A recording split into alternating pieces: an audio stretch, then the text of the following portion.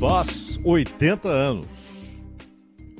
E um momento da história que foi fundamental para tudo o que aconteceu depois, na chamada segunda metade do século XX. Porque, às vezes, a batalha por um lugar, a batalha por uma cidade, por uma ponte, pode definir uma guerra. E no caso de uma guerra como a segunda, definir os rumos do mundo desde aquele momento. E faz 80 anos que os alemães iniciaram a operação para tomar Stalingrado, hoje Volgogrado. Depois do fim da União Soviética, houve a mudança definitiva, né? Mas já no governo Khrushchev, a cidade perdeu seu antigo nome, Stalingrado, no início dos anos 60, 8 anos depois da morte do Stalin. Stalin morreu em 53, 61, já é tomada a decisão dela se chamar Volgogrado.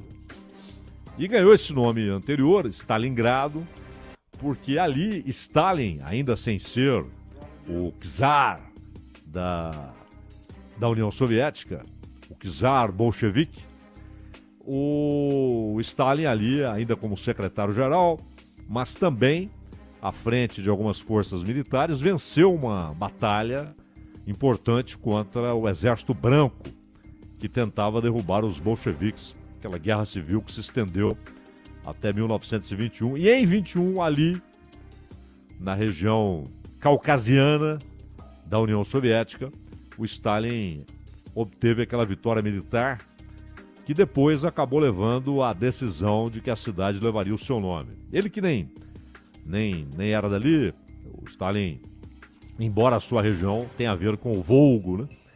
Ele é georgiano, nascido na Geórgia.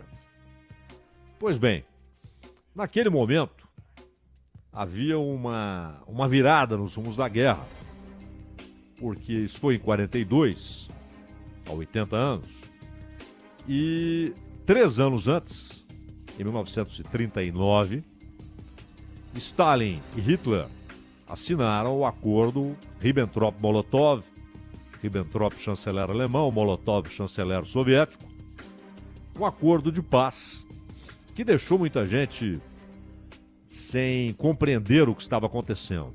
Já no livro Minha Luta, o Adolf Hitler dizia não apenas do seu ódio a socialistas, comunistas, judeus, mas também de sua intenção, se chegasse ao poder, de levar as tropas alemãs em direção ao leste da Europa, porque ali havia riquezas imprescindíveis para a construção do que ele idealizava seria o terceiro reino, o terceiro império, o terceiro Reich. Então, em 39, quando houve esse acordo, chamou a atenção. O que está acontecendo? Mas, na verdade, para Stalin, que havia, nos anos 30, portanto antes do acordo Ribbentrop-Molotov, ele havia dizimado a velha guarda militar, forjada ali, em parte na Primeira Guerra Mundial, em parte na Guerra Civil Russa. Ele havia dizimado a velha guarda bolchevique, a velha guarda militar dos bolcheviques. Aquele período tremendamente paranoico do Stalin, que ele imaginava que todos queriam derrubá-lo. Ele forjou os processos de Moscou, e forjado aqui no sentido de que as confissões eram todas obtidas mediante ameaças. Então, matou muita gente e não estava preparado para uma empreitada militar daquele tamanho, que ele enxergava aconteceria, já que a Alemanha já há alguns anos vinha se rearmando.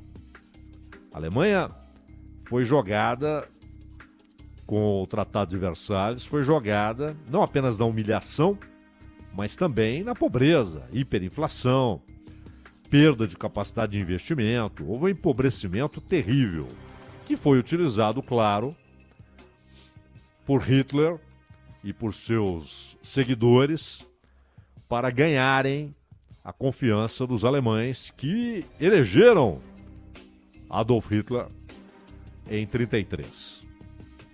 E ali ele se torna o chanceler, né, que é como os alemães chamam o chefe de governo. E depois virou chefe de Estado, virou o Führer, o chefe único, incontestável. Então, a tese, de certa forma, forjada ali pelos stalinistas, de que Stalin apenas queria ganhar tempo. Mas há também a tese, essa com vários fatos que são importantes na consideração do que aconteceu, que foi a divisão da Polônia. Tanto que a Segunda Guerra começa quando a Polônia é invadida, porque havia aquele vergonhoso acordo de Munique, assinado por Alemanha, França e Inglaterra, onde França e Inglaterra basicamente dizem para o Hitler, fique à vontade, né? Ele já havia tomado os Sudetos, na Tchecoslováquia. E foi quando Churchill disse, eles perderam a honra para ganhar a paz. Não terão nenhuma coisa nem outra. E foi o que aconteceu com aquele acordo de Munique. Mas Hitler foi avançando, iniciada, porque aí não teve jeito. Quando ele invade a Polônia, França e Inglaterra não tinham opção senão decretar, declarar, anunciar a guerra contra a expansão de Hitler, contra a expansão nazista. Mas foi um passeio ali na Europa Ocidental. Tomou a Holanda, tomou a Bélgica, tomou a poderosa França. E quando tomou a França, desmoralizando a defesa que os franceses imaginavam inexpugnável, ele falou, bom, agora é a vez da Inglaterra. Claro, a Inglaterra tem um grande protetor, o mar. Era preciso usar aviões e mais aviões. Foram bombardeios terríveis, pesados, contra várias cidades inglesas, principalmente Londres, é claro. E ali começa a ser forjada a imagem de herói de Churchill, porque ele estava sozinho. Enfim, Hitler não conseguiu subjugar o Reino Unido. Soldado alemão não pôs os pés na Grã-Bretanha. Essa é a verdade. Bombardearam, mas não colocaram as botas em solo britânico. E Hitler, então, resolve dar uma grande guinada, arriscadíssima do ponto de vista militar. Partir em direção ao leste. E quando ele falava em leste, ele estava imaginando exatamente aquele imenso país, a União Soviética, que logo depois da Segunda Guerra chegava a 22 milhões de quilômetros quadrados. Para termos uma ideia, a Rússia, que é o maior país do mundo, tem 17 milhões. A União Soviética, além da Rússia, tinha o Cazaquistão, que é muito grande e tal, chegava a 22 milhões de quilômetros quadrados. E Hitler sabia que ali havia riquezas e mais riquezas. Era um sujeito que pensava num reino que duraria um milênio. Então, era preciso garantir recursos materiais, carvão, comida à vontade e petróleo. E no Cáucaso, há petróleo. Então não foi apenas um movimento qualquer. E ao mesmo tempo, a ideia de fazer o que Napoleão não conseguiu. Colocar ali um vice-rei em Moscou, governar todo aquele território gigantesco e imenso, dominar todos aqueles povos, todas aquelas repúblicas, não apenas as que faziam parte da União Soviética, mas aquelas que já estavam sob influência soviética. Foi um avanço tremendo, porque quando você olha no mapa e enxerga a largura da operação militar alemã em terra, é um negócio impressionante. E, claro, perdeu profundidade. exatamente por essa largura, perdeu profundidade. E esse foi um dos problemas para Hitler. Mas havia outros. Houve um pequeno atraso na Operação Barbarossa, em 42, porque ele precisou socorrer Mussolini, que enfrentava problemas e não conseguia dominar o norte da África, e, ao mesmo tempo, defender a própria investida alemã nos Balcãs. Isso provocou um atraso na operação. E esse atraso foi importante, porque o que eles imaginavam que terminaria em setembro não terminou. Tentaram um cerco a Leningrado, que é São Petersburgo, né? A cidade de Pedro. E Petersburgo, que tinha esse nome, São Petersburgo, depois passou a ser Leningrado e voltou a ser Petersburgo, como é hoje São Petersburgo, né? A cidade de São Pedro. E fizeram um cerco com a força ao norte e a força ao sul era para tomar a região petrolífera. Hitler estava de olho no petróleo. Mas o mais importante para ele, do ponto de vista político, simbólico, como um sinal de guerra para o mundo, era tomar Moscou. Napoleão entrou em Moscou, encontrou-a devastada e também foi terrivelmente punido pelo mais célebre dos generais russos, o general Inverno. Quando tropas são alcançadas pelo inverno, e se não há possibilidade de levar até as tropas roupas, comida, remédios, novas botas, mais armas, mais munições, elas estão sem saída. Estão condenadas à derrota ou a uma retirada muito penosa, como aconteceu com os franceses. E ali é um momento crucial da guerra. É bom lembrar que os Estados Unidos foram atacados no final de 41, o ataque do Japão a Pearl Harbor. Ou seja, quando a Operação Barbarossa é desencadeada, os Estados Unidos já estavam na guerra. Porque o Ocidente, depois, claro, passou a enviar armas, a financiar a União Soviética. Mas naquele momento, houve um contentamento silencioso no Ocidente. Nossos dois inimigos estão se enfrentando. E olha, alguns, secretamente, preferiam a vitória de Hitler. Porque Stalin não significava apenas o inimigo, mas ele personificava um regime, um sistema. E esse sistema era considerado no Ocidente o seu pior inimigo. A socialização dos meios de produção era enxergada como a principal meta de uma ação militar futura, que nunca ocorreu, na verdade, né? A União Soviética, no final dos anos 80, início dos anos 90, entra em colapso por si mesma. Mas havia planos e mais planos de uma grande ação militar contra o regime soviético. Não contra Stalin apenas, contra o regime soviético. Então, muitos secretamente até queriam que Hitler tivesse sucesso. Um grave erro. Um grave erro. O nazismo foi o mais canalha dos regimes dos tempos modernos. O nazismo tinha o extermínio e a morte não como instrumento do poder, mas como pilar conceitual, como pilar ideológico. Exterminar não era uma ação de guerra, não era uma decorrência de imposição do poder. Era parte das metas do regime. exterminar uma parte e escravizar a outra. A ideia de Hitler para os povos do leste era escravizá-los.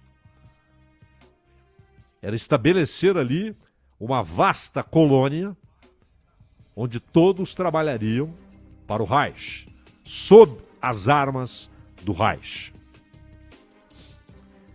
Então, era indecente e imoral que alguém, por algum motivo, torcesse pelo sucesso de Adolf Hitler. Mas tomar Moscou parecia sem problemas. É bom lembrar que nos planos de Hitler, tudo seria feito mais ou menos em 2 meses. Tudo estaria concluído em 2 meses, tudo estaria sob seu domínio em 2 meses. Enfrentou problemas de uma forte resistência na Ucrânia. Os ucranianos ofereceram, em boa parte, houve os que aderiram, né? Até porque muitos imaginavam que era a libertação do jugo soviético, quando na verdade era a chegada de um escravizador muito mais cruel e a imposição de um regime nefasto, canalha, assassino. Então, já houve esse problema na Ucrânia, mas a operação era inicialmente um sucesso, um avanço muito rápido. Eram formidáveis os deslocamentos das tropas alemãs, além das Blitzkrieg, aquelas operações rapidíssimas, com tanques leves, blindados leves, e que tinham sido decisivas tais operações na Europa Ocidental e na Europa Central. Mas na gigantesca Rússia, ampliada para a gigantesca União Soviética, era muito mais difícil. Outros terrenos, outras condições, e tomar Moscou. Só que aí, desesperados, alguns oficiais diziam para Stalin: pegue um trem e vá para o leste. Eles nunca chegarão lá, nunca chegarão à Sibéria. Tente estabelecer um governo lá, de resistência. E aí Stalin disse: não, eu vou ficar. E pelo rádio, assim como Churchill fazia, pelo rádio, ele fala ao povo e diz: eu defenderei Moscou, eu ficarei. E aí muitos que já arrumavam as malas, inclusive do Exército Vermelho, disseram: opa, se ele vai ficar, não podemos sair. Vamos defender Moscou. E o fato é que a Alemanha não toma Moscou. Os alemães não tomam Moscou. Atacam, provocam destruição, mas não têm o controle de Moscou e não obrigam Stalin a abandonar Moscou. O peso moral disso, o peso psicológico, emocional disso, é muito grande numa guerra. E Stalin, que sim, foi assassino, que provocou uma matança gigantesca na Ucrânia por fuzilamento e fome, que matou antigos bolcheviques, que perseguiu miseravelmente Trotsky até conseguir a sua morte em 1940, num atentado à picareta no México. Mas as pessoas são complexas, né? Ao mesmo tempo, ali, ele foi decisivo, porque a maior parte dos líderes que conhecemos teriam entrado no trem e partido para a Sibéria. E ele disse: fico, resisto, ninguém toma Moscou. Esse era o impacto psicológico que ele queria provocar nos russos, e conseguiu. Então Hitler divide o Exército Sul, havia o Exército Sul, o Exército Norte, que tentava tomar Leningrado, né, São Petersburgo.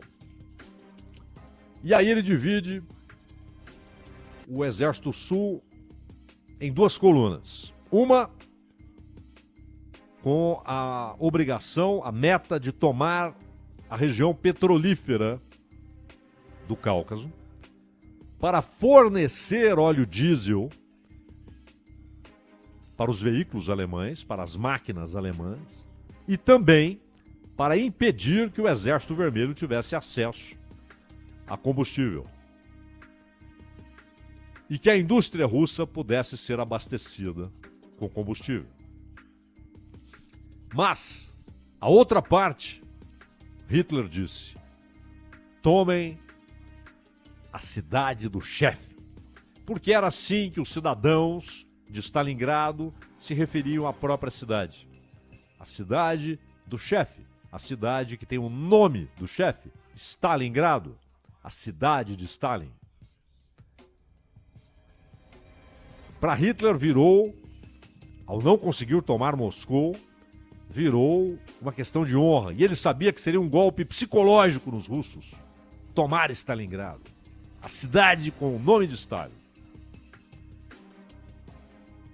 Eles tentam, inicialmente, um bombardeio devastador, sem defesa. Aviação alemã despejando bombas, destruindo. Houve incêndios que não puderam ser apagados por semanas, porque havia muito material combustível. E a ideia era bombardear, devastar e depois invadir e ocupar.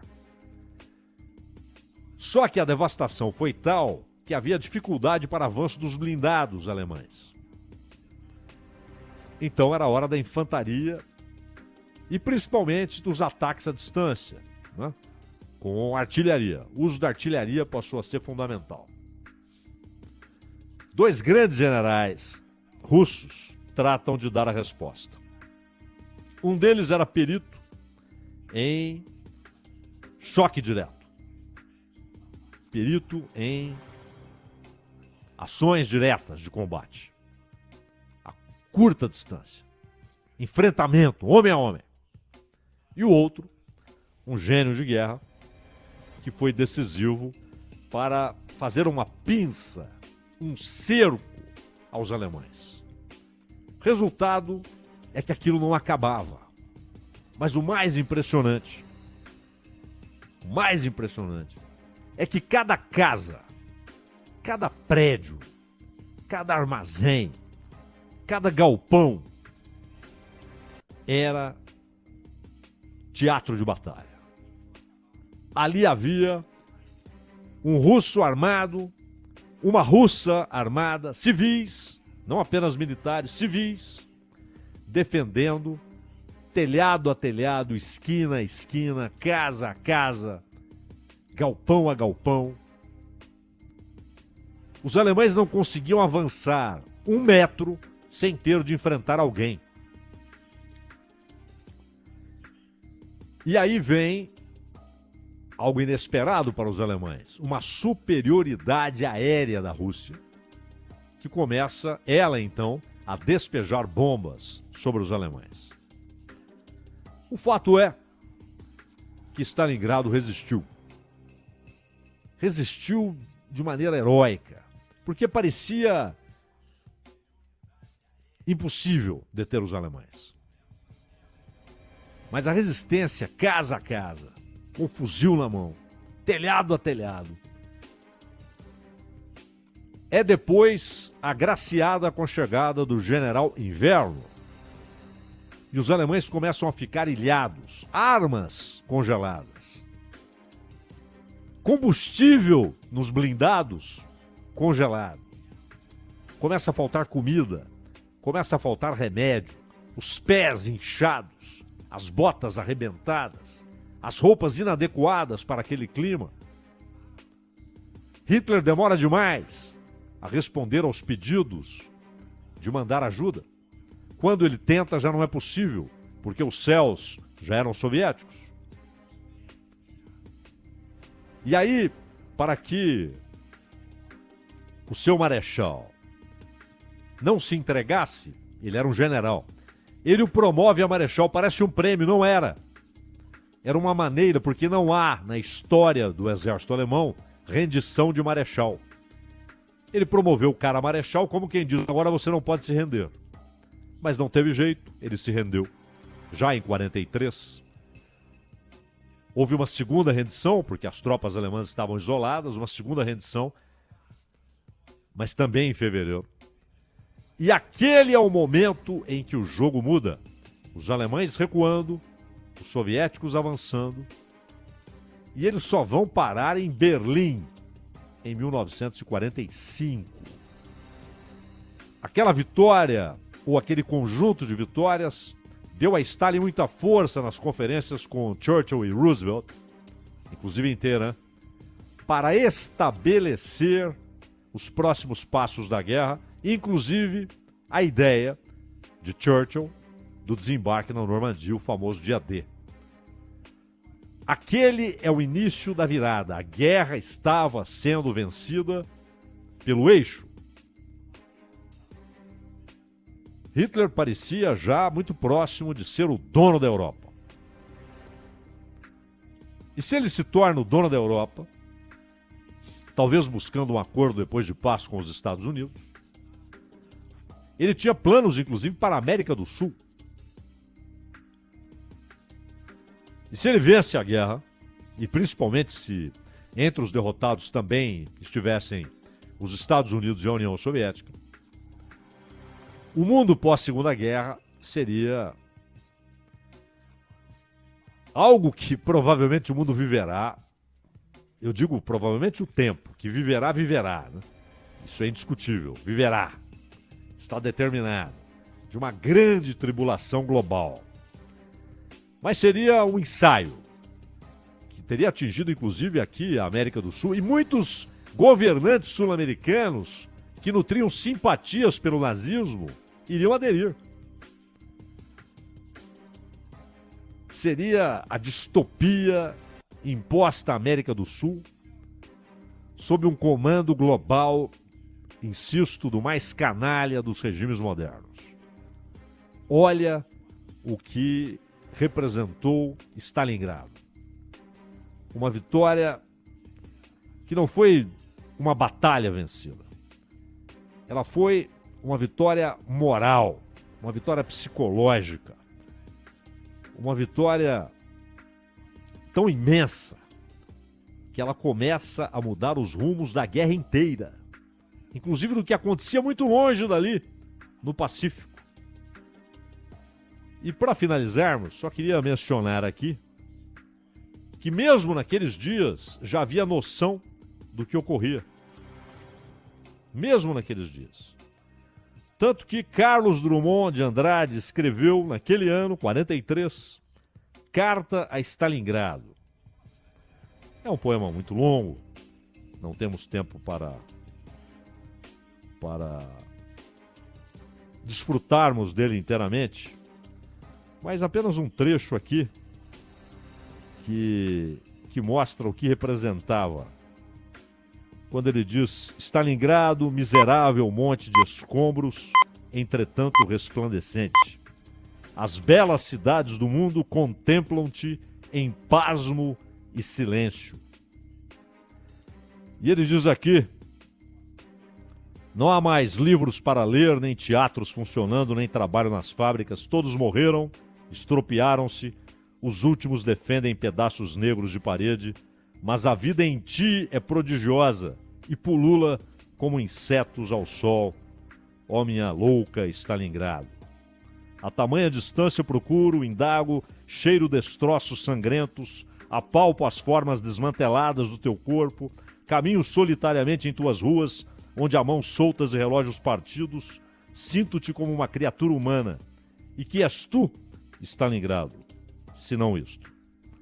Ronald.